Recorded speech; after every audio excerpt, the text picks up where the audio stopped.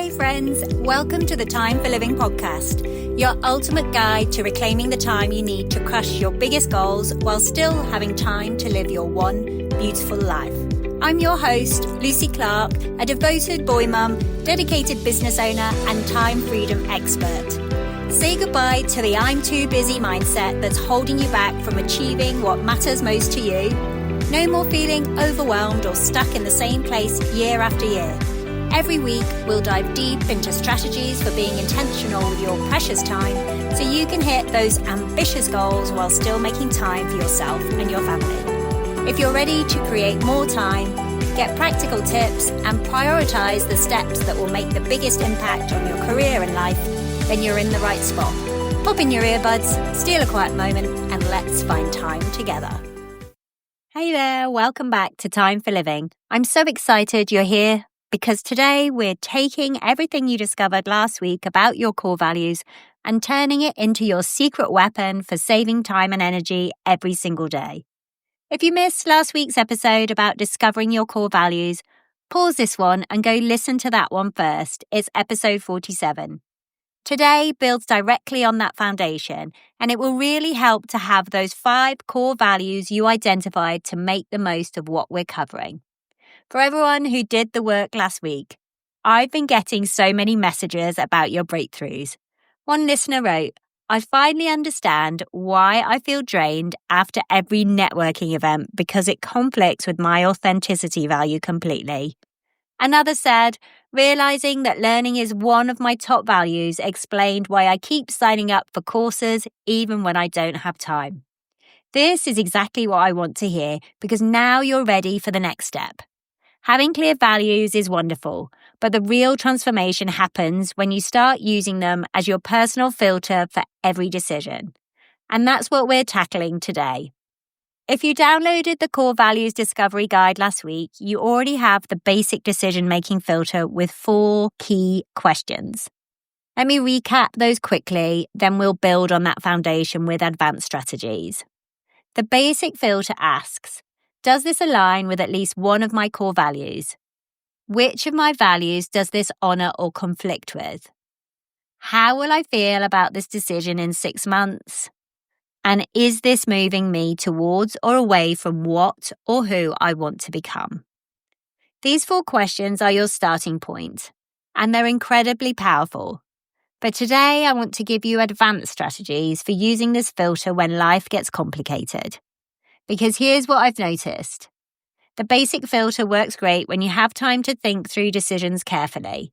But what about when your boss puts you on the spot?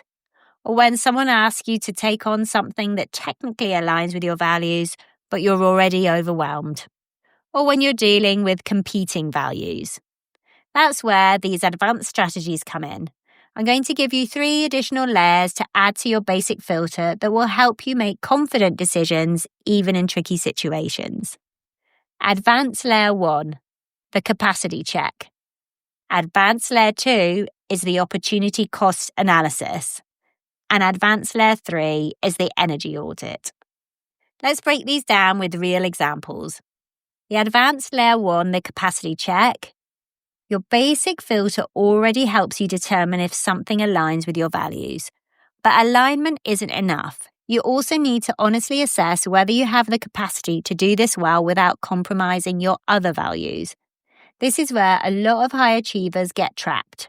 They say yes to everything that seems valuable, then end up doing nothing really well.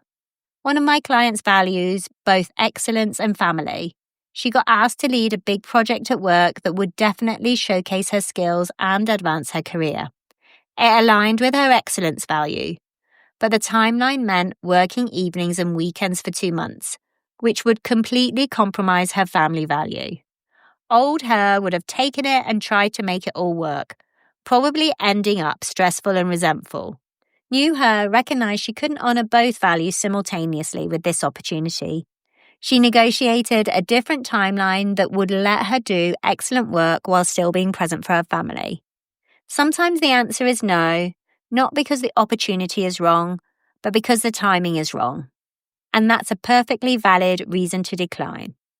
Next one is our Advanced Layer 2, the opportunity cost analysis. This builds on that fourth question from your basic filter about how you'll feel in 6 months. Every yes is automatically a no to something else, so you need to get clear about what you're giving up. Let's say someone asks you to volunteer for a cause you care about. It aligns with your values around service and community. You have the time, but if you say yes to this, you're saying no to the creative project you've been wanting to start, which aligns with your creativity value. Neither choice is wrong, but being clear about the trade-offs helps you decide what matters most right now. I use this question all the time in my own life. Last month, I got invited to be on a podcast series about productivity. It aligned with my values about teaching and helping other women. But if I said yes, I'd be saying no to focus work time on my new course. I decided the course was a better use of my energy for long-term impact, so I declined the opportunity. Next is the advanced layer 3, the energy audit. Here's the layer most people miss completely. Even if something aligns with your values and you have the capacity and the opportunity cost makes sense, you still need to consider your energy. Some activities that align with your values actually drain you while others energize you. This usually comes down to how the activity connects to your values and what other factors are involved. For example, I have a client who values helping others grow. Mentoring junior colleagues energizes her completely. But sitting on hiring committees, which also helps others grow by getting great people into the company, drains her energy. Same core value, different energy impact. When you're making decisions, pay attention to how you feel when you think about the commitment. Does imagining yourself doing this work feel energizing or exhausting? Trust that instinct. The beautiful thing about using all these layers together is that it takes the emotion and guilt out of the decision-making. You're not saying no because you're lazy or antisocial. You're saying no because you're being strategic about living your values in a sustainable way. Now let's talk about what happens when you try to use these filters in real life, because I guarantee you're going to run into some resistance, both from yourself and from other people. Obstacle number 1. But it's a good opportunity. This is the one that gets so many of us. Someone offers you something that sounds impressive or potentially beneficial, and you think you should say yes, even if it doesn't align with your values. But listen, an opportunity is only good if it's good for you. There are thousands of good opportunities in the world. That doesn't mean you need to take all of them. When this comes up, remind yourself that saying no to good opportunities creates space for great ones. The client I mentioned earlier who turned down the association board. 3 months later, she got invited to join a creative collective that perfectly combined her values of creativity and growth. If she'd been busy with board meetings, she wouldn't have been available for something that was actually perfect for her. Obstacle number 2. People-pleasing and fear of disappointing others. This is huge for so many professional women. You don't want to seem selfish or unhelpful. Here's what I want you to remember. When you say yes to things that don't align with your values, you show up as a less authentic, less energized version of yourself. That actually doesn't serve anyone well. The same client who turned down the board position, she recommended a colleague who was passionate about the organization's mission. That person was thrilled to get involved. By saying no to something that wasn't right for her, she created space for someone else to say yes to something that was perfect for them. You're not responsible for taking every opportunity or fixing every problem. You're responsible for showing up authentically and contributing from your strengths. Obstacle number 3, FOMO, fear of missing out. What if this is your only chance? What if saying no closes doors forever? Listen, I understand this fear, but here's what I've learned from working with hundreds of successful women.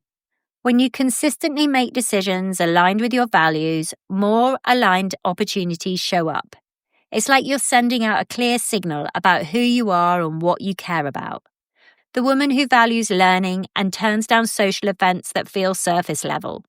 She starts getting invited to more substantial gatherings. The woman who values creativity and stops taking on administrative tasks, she gets offered more creative projects. Your values aren't limiting you.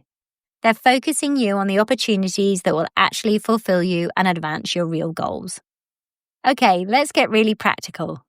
What do you actually say when you want to decline something using your values filter? Remember, you don't need to give a long explanation or justify your decision. Here are some scripts that work well. Some of you who've been listening for a while will have heard these before. Thank you for thinking of me. This doesn't align with my current priorities, so I won't be able to take it on. Or, I appreciate the opportunity. I've made a commitment to focus on projects that support my key goals this year, and this isn't a good fit right now. Or, that sounds like a valuable initiative. It's not something I can contribute to effectively given my other commitments. Notice that none of these scripts apologize or over-explain. They're polite but firm. You're not being rude, you're being clear. If pressed for more details, you can say, I've learned that I do my best work when I focus on projects that align closely with my strengths and priorities. This allows me to show up fully for the commitments I do make. Most people respect this kind of clarity, even if they're initially disappointed. Now, sometimes you do need to make decisions quickly, without time to carefully analyze each opportunity through your values filter. Here's how to make this faster. Beforehand, create what I call your instant yes and instant no lists. These are types of requests or opportunities you know immediately align or don't align with your values.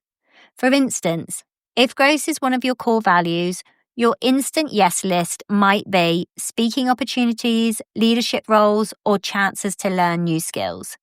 Your instant no list might include purely social obligations that don't interest you or administrative tasks that could be easily delegated. When something comes up that's on one of these lists, you can respond immediately without second-guessing yourself. For everything else, do buy yourself time. Say, let me check my schedule and get back to you by Friday. This gives you space to run it through your full values filter without the pressure of making on-the-spot decisions. Now, if you're wanting another practical way to use your values as a time-saving filter, block time in your calendar specifically for activities that align with each of your core values. If learning is one of your values, block time every week for reading, courses, or skill development. If family is a core value, block time for family dinners or activities, and protect that time like you would any other important meeting. When new requests come in, you can see immediately if they would interfere with your values-based time blocks. This makes it much easier to say no because you're not just declining an opportunity, you're protecting something that matters deeply to you. And here's something nobody talks about enough. You're going to make mistakes. You're going to say yes to things that seem aligned with your values but turned out not to be, or say no to things you later wish you'd accepted. It's completely normal and part of the learning process. Instead of beating yourself up, use these experiences to refine your filter. One of my clients said yes to mentoring someone because it seemed to align with their value of helping others.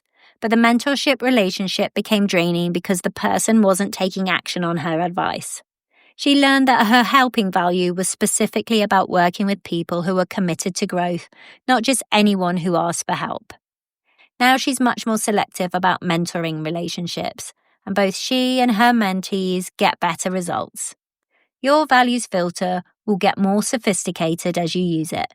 The key is to keep adjusting based on what you learn about yourself. And my friend, I want to leave you with this. Your core values aren't just nice concepts to think about occasionally. They're really practical tools that can save you hours every week and dramatically reduce your stress. When you consistently make decisions through your values filter, you stop second-guessing yourself so much. You stop feeling guilty about saying no. You stop taking on commitments that drain your energy. Instead, you start building a life and career that actually fit who you are. You show up more authentically in everything you do. And paradoxically, by being more selective, you often achieve better results because you're focusing your energy on things that truly matter to you. So this week, I want you to practice using your values filter on every request or opportunity that comes your way, even small things. Notice how it feels to make decisions from this place of clarity instead of reaction or obligation. And if you need support with this process, remember I've got that core values discovery guide at timeforliving.co/core values. That includes worksheets for implementing everything we've covered today. Thanks for listening to Time for Living. I'll see you next week. And until then, trust your filters. Your values know what's right for you, even when it feels scary to honour them. Hey friends, thank you so much for tuning in to the Time for Living podcast today. If this episode inspired you to take action and save time, I'd be so grateful if you could leave a written review and subscribe over on Apple Podcasts. Your feedback means the world to me and helps us reach even more amazing people like you. If you know a friend who needs to hear this message, share this episode with them. And remember, your time is precious, so make every moment count. Until next time, keep dreaming, keep living, and keep making time for what matters most.